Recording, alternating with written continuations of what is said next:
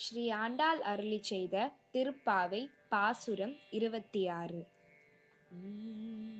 மாலே மணிவண்ணா மார்கழி நீராடுவான் மேலையார் செய்வனங்கள் வேண்டுவன கேட்டீயேல் ஞானத்தை எல்லாம் நடுங்க முரல்வன பாலன வண்ணத்துன் பாஞ்ச சன்னியமே போல்வன சங்கங்கள் போய் பாடுடையனவே சால பேரும் பறையே பல்லாண்டு செய்ப்பாரே கோலவிளக்கே கொடிய விதானமே ஆலினிலையாய் அருளேலோரெம்பாவாய்